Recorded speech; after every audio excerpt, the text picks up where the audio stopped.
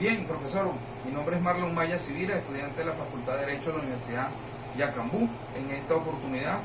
John Fernando Salazar Colmenares, quien dirige la Cátedra de Procedimiento Penal Ordinario, nos ha solicitado que hagamos un breve bosquejo sobre lo que es la acusación, el sobreseimiento, la audiencia preliminar y las medidas judicial preventiva privativa de libertad contenidas en esta fase de lo que es el procedimiento penal ordinario como cátedra que estamos viendo. A continuación, profesor, quisiera rápidamente establecer, según la lámina que le presento,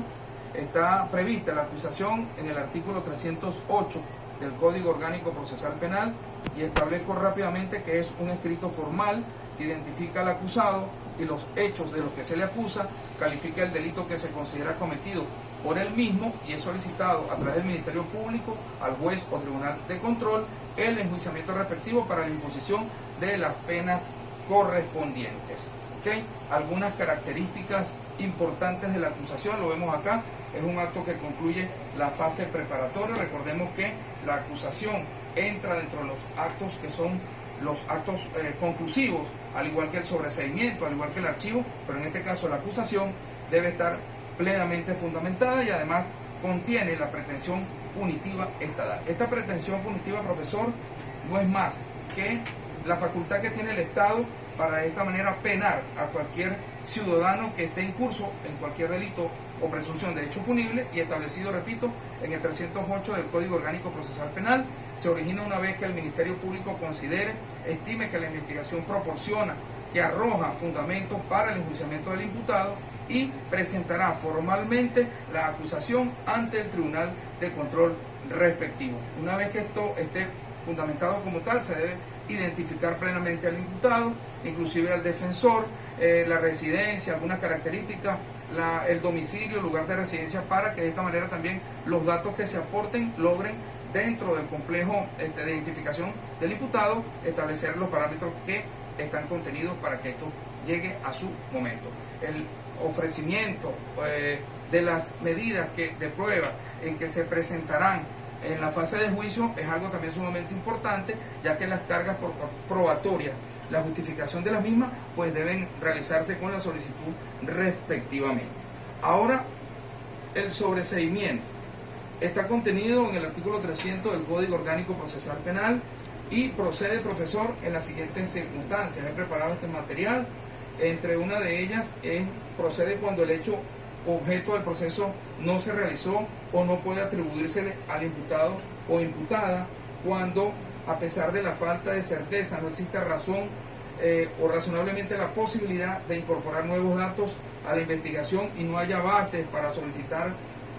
fundadamente el enjuiciamiento del imputado o imputada en este caso, y lo establece expresamente el Código Orgánico Procesal Penal. El sobreseimiento pone fin, profesor, al procedimiento, impidiendo por el mismo hecho como tal del hecho toda una nueva persecución contra el imputado. Lo impide que de esta manera, salvo lo dispuesto en el artículo 20 del Código Orgánico Procesal, donde establece que nadie puede ser perseguido penalmente más de una vez por el mismo hecho. En tal sentido, de esta forma cesan, por así decirlo, todas las medidas de coerción que en este caso en su momento haya impuesto el Tribunal de Control.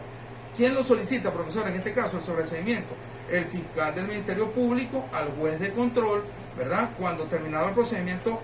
preparatorio, estime que proceden los causales que lo hacen, repito, procedente, y por ello debe pues agotar todos los trámites que están previstos en el 305 del Código Orgánico Procesal Penal. Y es sumamente importante también, profesor, acotar lo siguiente: si durante la etapa de juicio se produce una causa extintiva de la acción penal o resulta acreditada lo que denominamos la cosa juzgada y no es necesaria la continuación de audiencias para los debates de su comprobación, el Tribunal de Juicio podrá dictar el sobreseimiento so pena de apelación de cualquiera una de las partes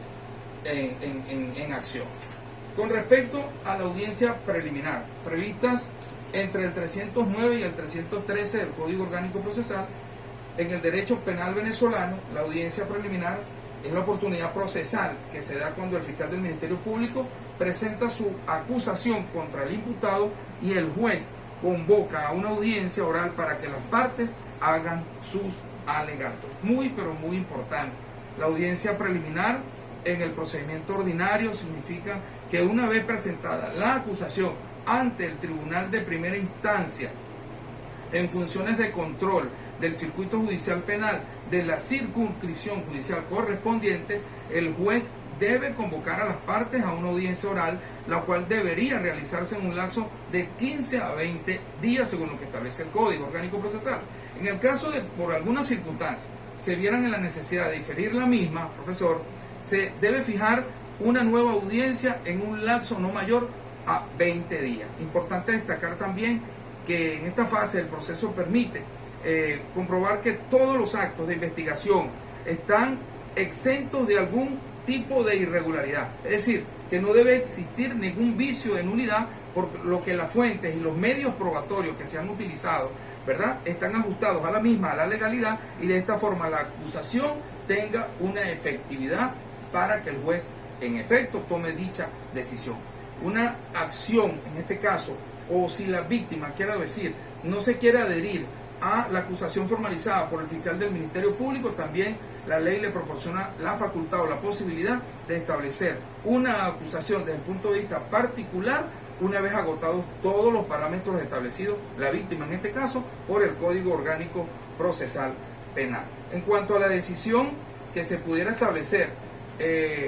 una vez la audiencia preliminar, en el 313 del COP le he preparado algunos aspectos importantes que dice que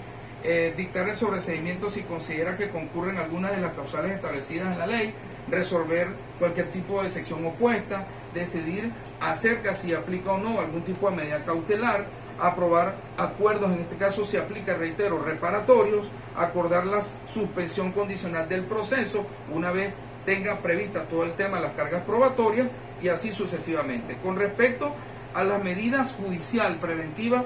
de privativa de libertad, ¿cuándo procede, profesor? 236 del Código Orgánico Procesal Penal, el juez o jueza de control, a solicitud del Ministerio Público, podrá decretar la privación preventiva de libertad del imputado o imputada siempre que se acredite la existencia de una serie de parámetros que están allí establecidos, y en este caso la presunción o la preventiva judicial de libertad solamente puede ser decretada por un juez de control de la República a solicitud del Ministerio Público y en contra del imputado, para que su procedencia se requiere siempre que acredite la existencia de un hecho punible. Esto quiero destacarlo también, que emita una pena privativa de libertad. Debe suceder algo, debe haber una acción, algo que impute la posibilidad de realizar o llevar adelante esta acción. Para ello, reitero,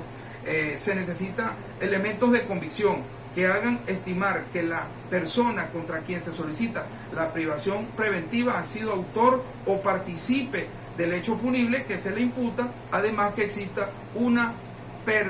presunción, quiero decir, razonable, particularmente como el peligro de fuga o de la obstaculización u obstrucción, en este caso de la búsqueda de la verdad por parte del Ministerio Público durante el proceso de investigación, lo cual están contenidas en el artículo 237 y 238 del Código